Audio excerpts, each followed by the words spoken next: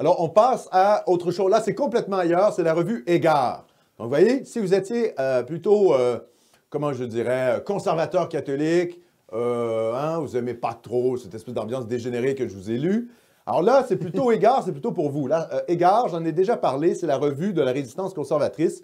Je pense que ça se passe mal pour Égard ces temps-ci à cause de la COVID, notamment. Bon, c'est difficile un peu pour toutes les publications. Alors, Égard, c'est un truc totalement improbable. Vous voyez, c'est les gens qui citent Joseph de Maistre. Ils sont extrêmement réactionnaires.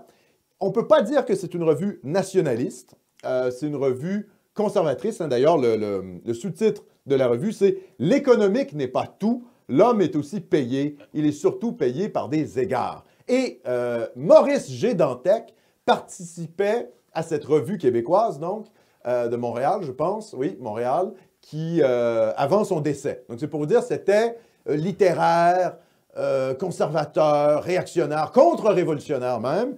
Et il y a un très bon article ici du directeur de la revue Égard, qui est Jean Renaud, qui est un homme extrêmement intelligent et cultivé. Ça s'appelle « De la pandémie à l'émeute. Essai sur l'esprit des révolutions ». Alors, je vais vous lire simplement le premier paragraphe. « Les derniers mois furent bizarres pour chacun de nous.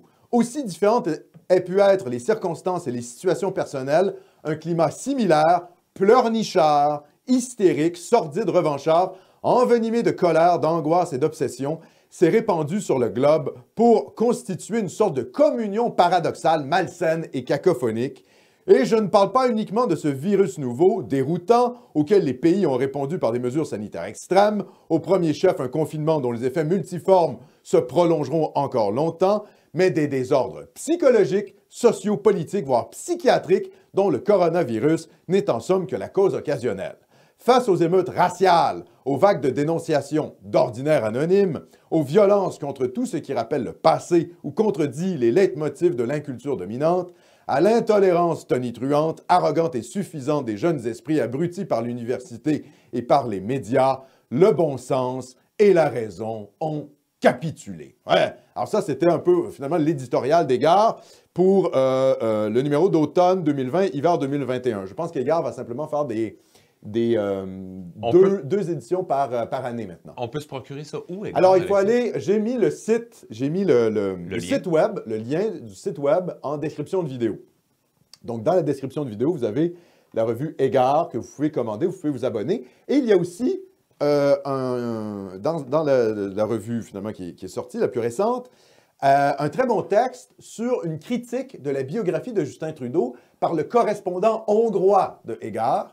Et c'est une critique extrêmement bonne de Justin Trudeau parce qu'il relate, donc, cet intellectuel hongrois, qui a sans doute des tendances conservatrices et nationalistes, relève en fait le messianisme politique du Canada multiculturel. Il a très bien saisi l'aspect messianique du multiculturalisme. C'est-à-dire que Trudeau, dans son livre, parle du Canada comme l'avant-garde de l'humanité, le modèle que toutes les autres nations doivent imiter. Et je trouve que cet Hongrois a vraiment mis le doigt là-dessus. Alors, je vais trouver son nom ici. Béla S. Kirali. J'espère ne pas massacrer son nom.